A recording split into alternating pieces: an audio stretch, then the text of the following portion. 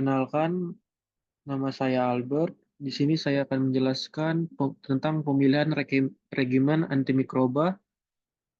Saya mengambil referensinya pada Panduan Umum Penggunaan Antimikroba RSUD Dr. Saiful Anwar Malang. Di sini latar belakangnya itu penyakit infeksi merupakan salah satu masalah kesehatan masyarakat yang penting terutama di negara berkembang. Obat yang digunakan secara luas untuk mengatasi masalah tersebut adalah antimikroba yang terdiri atas antibiotika, antivirus, anti jamur, dan antiparasit. Di sini definisinya ada penyakit infeksi. Penyakit infeksi adalah penyakit yang disebabkan oleh agen biologi seperti virus, bakteri, parasit, jamur, bukan disebabkan faktor fisik seperti luka bakar atau kimia, seperti keracunan.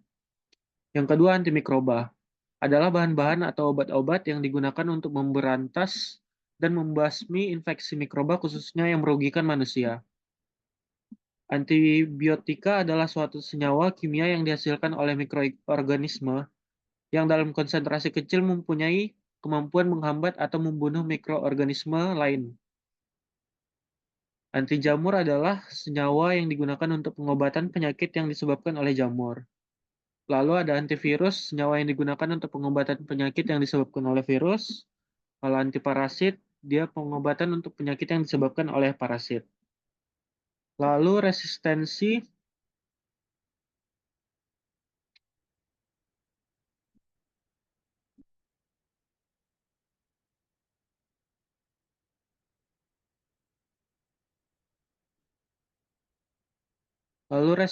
adalah kemampuan bakteri untuk menetralisir dan melemahkan daya kerja antimikroba.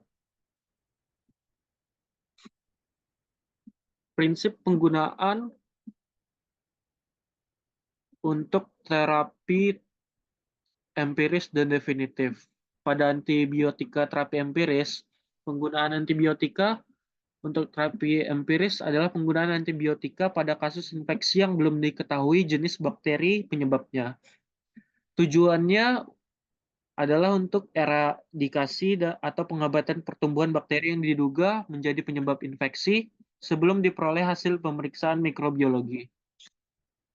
Indikasi ditemukan sindroma klinis yang mengarah pada keterlibatan bakteri tertentu yang paling sering menjadi penyebab infeksi.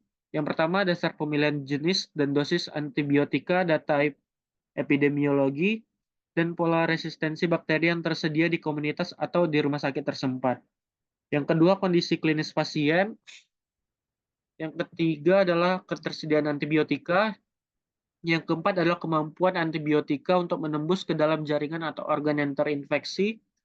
Yang kelima adalah untuk infeksi yang berat diduga disebabkan oleh polimikroba dapat digunakan antibiotika kombinasi. Yang D adalah rute pemberian antibiotika oral seharusnya menjadi pilihan pertama untuk terapi infeksi.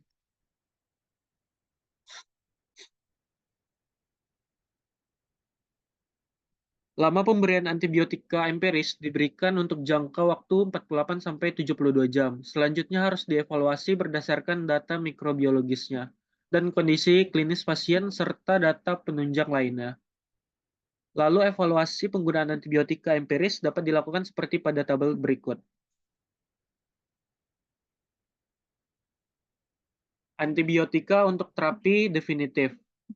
Penggunaan antibiotika untuk terapi definitif adalah penggunaan antibiotika pada kasus infeksi yang sudah diketahui jenis bakteri penyebab dan pola resistensinya.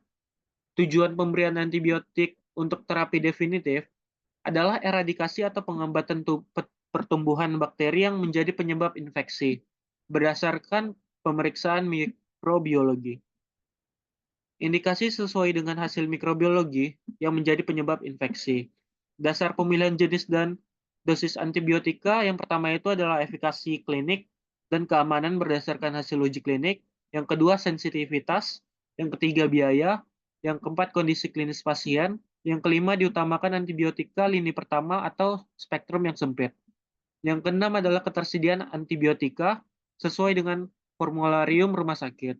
Yang ketujuh adalah sesuai dengan pedoman diagnosis dan terapi setempat yang terkini. Yang kedelapan adalah paling kecil memunculkan resiko terjadinya bakteri resisten.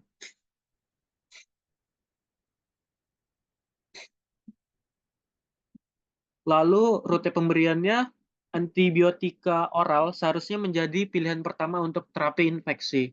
Pada infeksi sedang sampai berat, dapat dipertimbangkan menggunakan antibiotika parenteral. Jika kondisi pasien memungkinkan, pemberian antibiotika parenteral harus segera diganti dengan antibiotika per oral. Lama pemberian, antibiotika definitif berdasarkan pada efikasi klinis untuk eradikasi bakteri sesuai dengan diagnosis awal yang telah dikonfirmasi. Selanjutnya harus dilakukan evaluasi berdasarkan data mikrobiologis dan kondisi pasien serta data penunjang lainnya.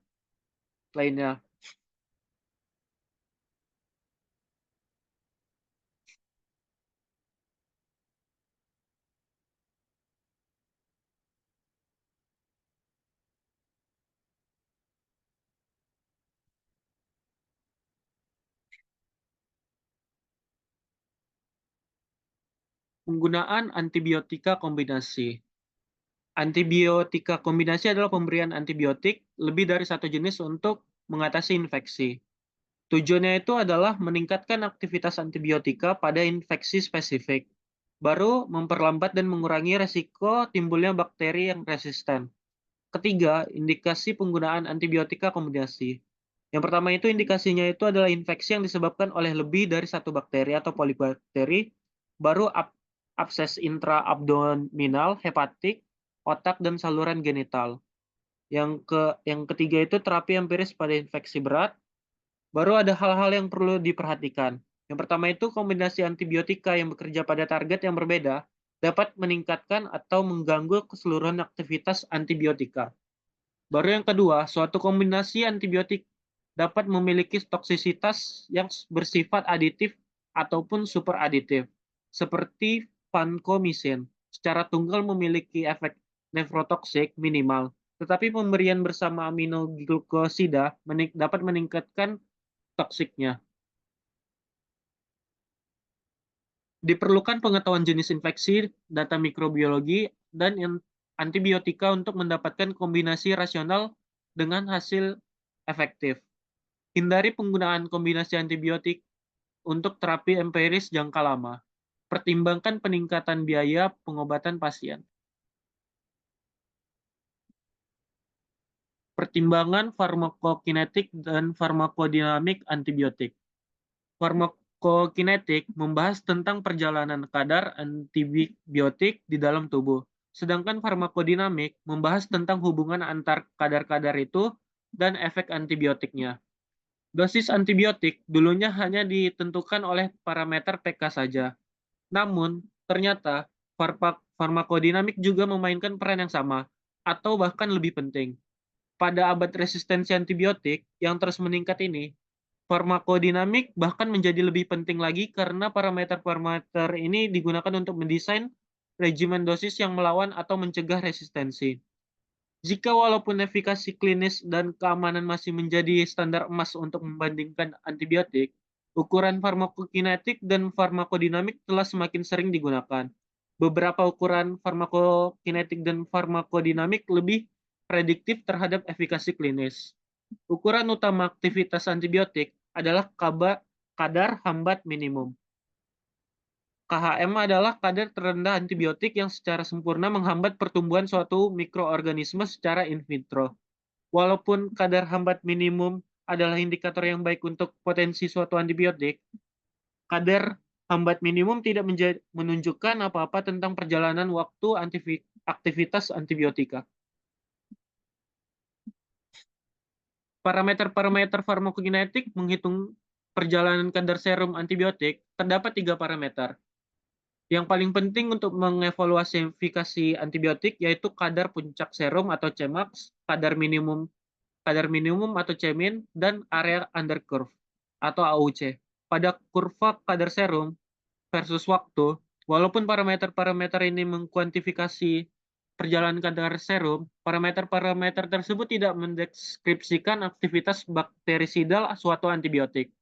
Aktivitas antibiotik dapat dikuantifikasi dengan mengintegrasi parameter-parameter farmakodinamik dan farmakokinetik dengan kadar hambat minimum. Parameter tersebut yaitu rasio kadar puncak atau KHM dan waktu dan rasio area under curve 24 jam. Tiga sifat farmakodinamik antibiotik yang paling baik adalah menjelaskan aktivitas bakterisidal adalah time dependence, konsentrasi dependence, dan efek persisten. Kecepatan bakterisidal ditentukan oleh panjang waktu yang diperlukan untuk membunuh bakteri, time dependence, atau efek meningkatkan kadar obat, concentration dependence. Efek persisten mencakup post antibiotik efek atau PAE. PAE adalah supresi pertumbuhan bakteri secara persisten sesudah paparan antibiotika.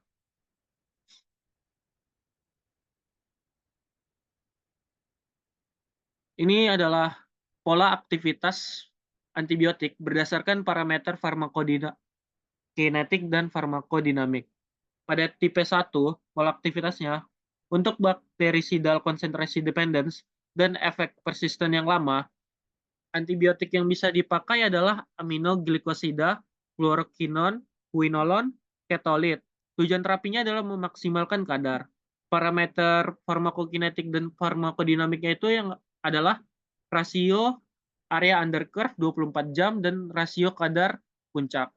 Untuk tipe 2, pada baktericidal time dependence dan efek persisten minimal, antibiotik yang bisa digunakan adalah carbapenem, cephalosporin, erythromycin, linezolid, dan penisilin. Tujuan terapinya adalah memaksimalkan durasi paparan. Parameter farmakokinetik dan farmakodinamiknya itu adalah waktu lebih besar daripada KHM. Tipe 3, pada baktericidal time dependence dan efek persisten sedang sampai lama, antibiotik yang bisa digunakan adalah azithromycin, clindamycin, oxazolidinone, tetracycline, dan vancomycin. Tujuan terapinya adalah memaksimalkan jumlah obat yang masuk sirkulasi sistemik. Parameter farmakokinetik dan farmakodinamik yang bisa kita pakai adalah rasio area under curve 24 jam per KHM.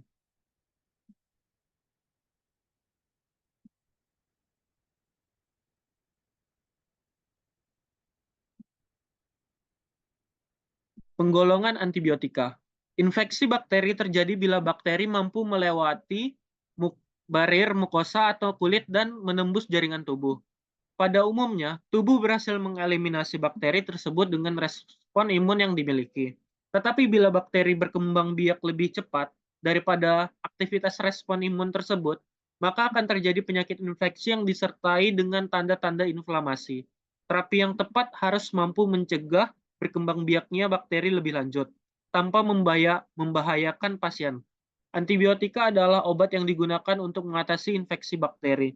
Antibiotik bisa bersifat bakteriosid atau membunuh bakteri atau imunokompromis, misalnya pada pasien neutropenia atau infeksi di lokasi yang terlindung, misalnya pada cairan cerebrospinal. Maka antibiotik bakteriosid harus digunakan. Penggolongan antibiotik berdasarkan mekanisme kerja. Yang pertama itu adalah obat yang menghambat sintesis atau merusak dinding sel bakteri. Yang pertama itu adalah antibiotik beta-laktam. Antibiotik beta-laktam terdiri dari berbagai golongan obat yang mempunyai struktur cincin beta-laktam, yaitu penisilin, cephalosporin, monobactam, carbapenem, dan inhibitor beta-laktamase. Obat-obat antibiotik beta-laktam umumnya bersifat bakteriosid dan sebagian besar efektif terhadap organisme gram positif dan negatif. Antibiotik beta-laktam mengganggu sintesis dinding sel bakteri dengan menghambat langkah terakhir dalam sintesis peptidoglikan, yaitu heteropolimer yang memberikan stabilitas mekanik pada dinding sel bakteri. Yang pertama itu penisilin. Golongan penisilin diklasifikasikan berdasarkan spektrum aktivitas antibiotiknya. Yang pertama itu golongan penisilin G dan penisilin V. Contohnya itu penisilin G dan penisilin V. Aktivitasnya itu sangat aktif terhadap kokus gram positif, tetapi cepat dihidrolisis oleh penisilinase atau beta-laktamase sehingga tidak efektif terhadap S. aureus. Yang kedua itu golongan penisilin yang resisten terhadap beta-laktamase atau penisilinase. Contohnya itu methicillin, nafcillin, oxacillin, cloxacillin, dan diclosoxacillin. Merupakan obat pilihan utama untuk terapi S. aureus yang memproduksi penisilinase. Aktivitas antibiotik kurang poten terhadap mikroorganisme yang sensitif terhadap penisilin G. Yang ketiga adalah golongan aminopenicillin. Contohnya itu ampicillin dan amoxicillin. Aktivitasnya itu adalah selain mempunyai aktivitas terhadap bakteri gram positif, juga mencakup mikroorganisme gram negatif, seperti Haemophilus influenza, Escherichia coli, dan Proteus mirabile. Obat ini sering diberikan bersama inhibitor beta-laktamase seperti clavulanic acid, sulbactam, tazobactam untuk mencegah hidrolisis oleh beta-laktamase yang semakin banyak ditemukan pada bakteri gram negatif ini. Yang keempat adalah golongan karboksipenicillin. Ya. Contohnya itu carbenisilin dan ticasilin. Antibiotik untuk Pseudomonas, Enterobacter, dan Proteus. Aktivitas antibiotik lebih rendah dibandingkan ampicillin terhadap kokus gram positif dan kurang aktif dibandingkan piperacillin dalam melawan Pseudomonas. Golongan ini dirusak oleh beta-laktamase. Yang keenam adalah ureidopenicillin. Contohnya itu mexloxicillin, azloxilin, dan piperacillin. Aktivitasnya itu adalah terhadap Pseudomonas dan Klebsiella dan gram negatif lainnya. Golongan ini dirusak oleh beta-laktamase. Ini adalah uh, tabel untuk parameter farmakokinetik untuk beberapa penisilin. Untuk penisilin G dapat diberikan dengan cara intramuskular dan intravena. Waktu paruhnya itu 0,5 jam atau 30 menit. Ekskresi ginjalnya itu 79-85%. Dan perlu penyesuaian dosis pada gagal ginjal. Dan penicillin V, cara pemberiannya itu oral, waktu paruhnya itu 30 menit, ekskresi ginjalnya itu 20-40. Perlu penyesuaian dosis pada gagal ginjal. Pada golongan penisilin antistaphylococcus atau resisten penisilinase, salah satu contohnya ini adalah dicloxacillin. Cara pemberiannya adalah oral, waktu paruhnya itu 0,6 sampai 0,8 per jam. Baru ekskresi ginjalnya itu 35 sampai 90%. Untuk penyesuaian dosis pada pasien gagal ginjal tidak diperlukan. Baru aminopenicillin, contohnya itu amoxicillin. Pemberiannya itu bisa oral, baru waktu paruhnya itu 1,4 sampai 2. Ekskresi ginjalnya itu 86%. Lalu pada pasien gagal ginjal perlu diperlukan penyesuaian dosis. Yang kedua adalah cefalosporin. Cefalosporin menghambat sintesis dinding sel bakteri dengan mekanisme serupa dengan penisilin. Cefalosporin diklasifikasikan berdasarkan generasinya. Contohnya itu generasi yang pertama ada cefalexin. Aktivitasnya itu antibiotik yang efektif terhadap gram positif dan memiliki aktivitas sedang terhadap gram negatif. Yang kedua itu, untuk generasi kedua itu adalah contohnya cefoxitin. Aktivitasnya itu pada gram negatif yang lebih tinggi daripada generasi satu. Baru yang ketiga itu ada cefotaxim.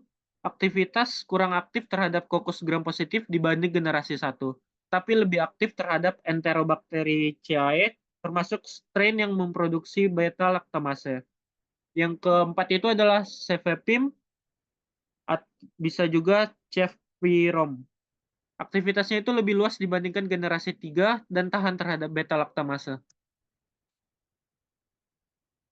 Ini adalah salah satu contoh farmakodinamik dan farmakokinetik untuk cefalosporin.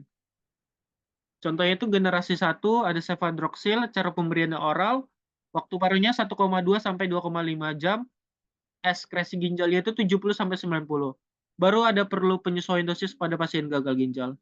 Untuk generasi 2 ada contohnya cefotetan, pemberiannya itu intramuskular dan intravena. Waktu paruhnya 2,8 sampai 4,6, ekskresi ginjalnya 60 sampai 91 dan perlu melakukan penyesuaian dosis pada pasien gagal ginjal. Untuk generasi 3 Untuk cefixime, pemberiannya oral, waktu paruhnya 2,3 sampai 3,7, ekskresi ginjalnya itu 50%, dan perlu penyesuaian dosis pada gagal ginjal.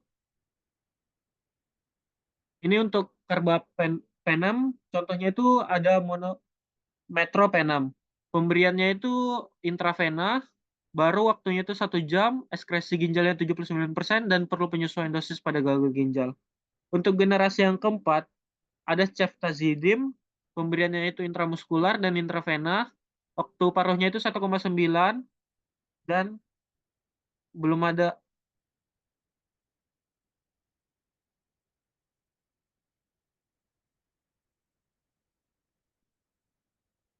penelitian untuk ekskresi ginjal dan penyesuaian dosis pada pasien gagal ginjal.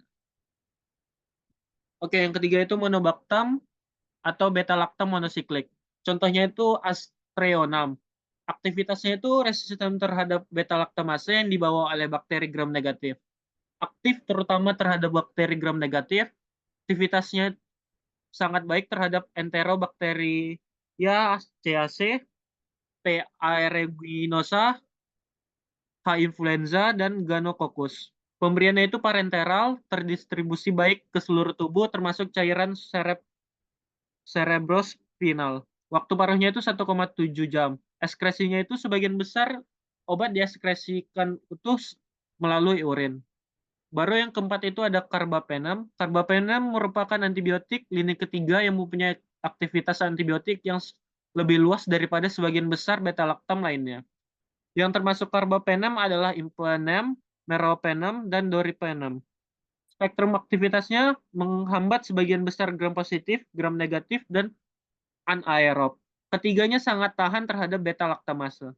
Efek sampingnya itu adalah mual dan muntah, dan kejang. Pada dosis tinggi yang diberi pada pasien dengan lesi sistem saraf pusat atau dengan insufisiensi ginjal. Meropenem dan doripenem mempunyai efikasi serupa imipenem, tetapi lebih jarang menyebabkan kejang.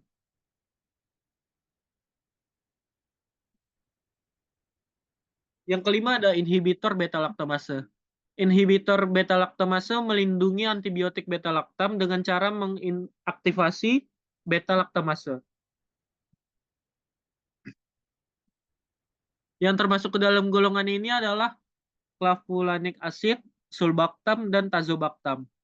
Clavulanic acid merupakan suicide inhibitor yang mengikat beta-laktamase dari bakteri gram positif dan gram negatif secara irreversibel.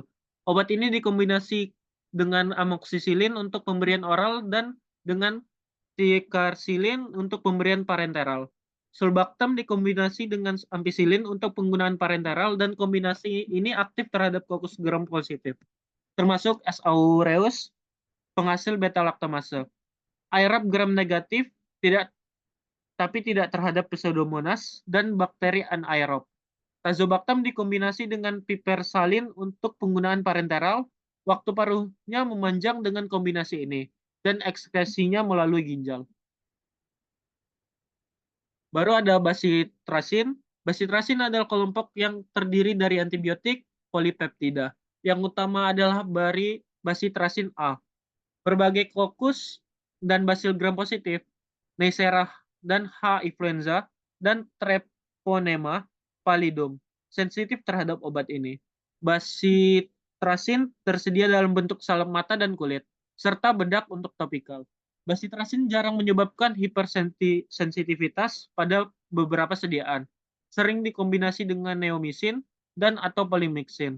Basitrasin bersifat nefrotoksik bila memasuki sirkulasi sistemik. Baru ada vancomycin. Vancomycin merupakan antibiotik lini ketiga yang terutama aktif terhadap bakteri gram positif. Vancomycin hanya diindikasi untuk infeksi yang disebabkan oleh S. aureus yang resisten terhadap methicillin atau MRSA. Semua basil gram negatif dan mikrobakteria resisten terhadap vancomycin. Vancomycin diberikan secara intravena dengan waktu parus sekitar 6 jam. Efek sampingnya adalah reaksi hipersensitivitas, demam, flushing, dan hipotensi, serta gangguan pendengaran dan nefrotoksisitas pada dosis tinggi.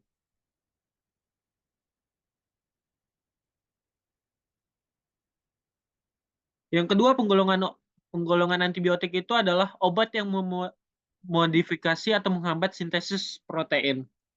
Obat yang antibiotik yang termasuk golongan ini adalah aminoglikosida, tetrasiklin, kloramfenikol, makrolida, seperti eritromisin, azitromisin, dan klaritromisin. Lalu clindamycin, muripirosin, dan spektinomisin. Yang pertama itu adalah aminoglikosida. Spektrum aktivitasnya adalah menghambat bakteri gram aerob gram negatif. Untuk karakteristik aminoglikosida ada pada tabel berikut. Contohnya pada streptomycin waktu paruhnya itu 2-3 jam, kadar terapeutiknya serumnya 25 mikrogram per ml. Baru kadar toksiknya adalah 50 mikrogram per milimeter.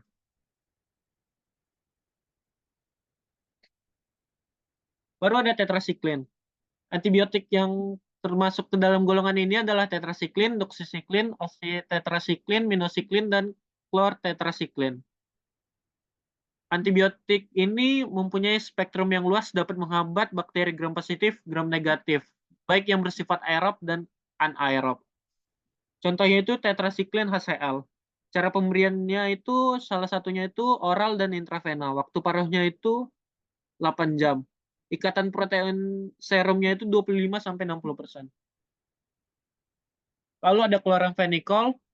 Antibiotik ini berspektrum luas. Pada bisa pada klamida, bakterinya rickettsia dan mycoplasma. Kloramfenikol mencegah sintesis protein dengan berikatan pada subunit ribosom 50S. Baru ada makrolida, itu ada eritromisin, azitromisin, klaritromisin, rositromisin. Makrolida ini aktif terhadap bakteri gram positif, tetapi dapat juga menghambat beberapa enterococcus dan basil gram positif.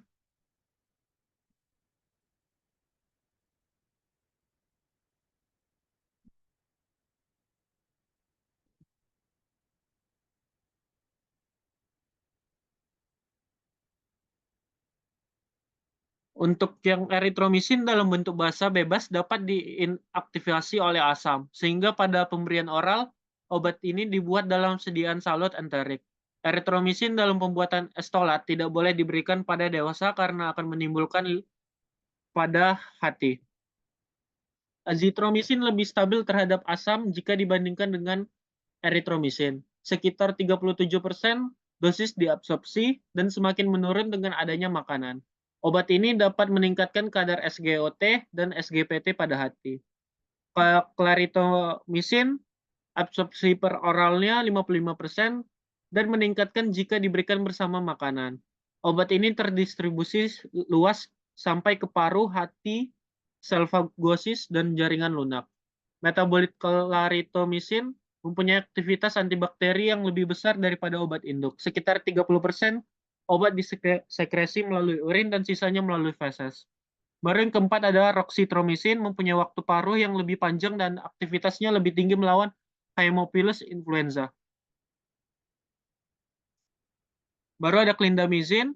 Clindamycin menghambat sebagian besar kokus gram positif dan sebagian besar bakteri anaerob, tetapi tidak bisa menghambat gram negatif aerob seperti Haemophilus, Mycoplasma, dan Chlamydia. Baru ada mupirokin. Mupiroksin merupakan obat tipikal yang menghambat bakteri gram positif dan beberapa gram negatif. Baru yang ketiga penggolongan obatnya itu adalah obat antimetabolit yang menghambat enzim esensial dalam metabolisme folat. Contohnya itu ada sulfonamid dan trimetoprim. Untuk sulfonamid bersifat bakteriostatik. Trimetoprim dalam kombinasi dengan sulfamethoxazole mampu menghambat sebagian besar patogen saluran kemih kecuali P. aeruginosa dan Neisseria sp. Kombinasi ini menghambat S. aureus, Staphylococcus coagulase negatif, Streptococcus haemophilus, influenza, Neisseria sp, bakteri gram negatif, aerob seperti E. coli dan Klebsiella sp, Enterobacter, Salmonella, Shigella, Yersinia, dan Pecarini. Yang keempat itu adalah obat yang mempengaruhi sintesis atau metabolisme asam nukleat. Contohnya itu golongan quinolon. Yang pertama itu nalidixic acid. Asam nalidixic menghambat sebagian besar Enterobacteriaceae. Baru yang kedua itu ada fluoroquinolon. Golongan fluoroquinolon meliputi norfloxacin, ciprofloxacin, ofloxacin, moxifloxacin, pevloxacin, levofloxacin, dan lain-lain. Fluoroquinolon bisa digunakan untuk infeksi yang disebabkan oleh Gonococcus, Shigella, E. coli, Salmonella, Haemophilus, Moraxella, Catharis, serta Enterobacteriaceae dan P. aeruginosa. Baru yang kedua itu nitrofuran. Nitrofuran meliputi nitrofurantoin, furazolidin, dan nitrofurazon. Absorpsi melalui saluran cerna 94% dan tidak berubah dengan adanya makanan. Nitrofuran bisa menghambat gram positif dan negatif termasuk E. coli, Staphylococcus sp, Klebsiella sp, Enterococcus sp, Neisseria sp, Salmonella sp, Shigella sp, dan Proteus sp. Sekian, segitu saja regimen dosis untuk antibiotik. Saya ucapkan terima kasih.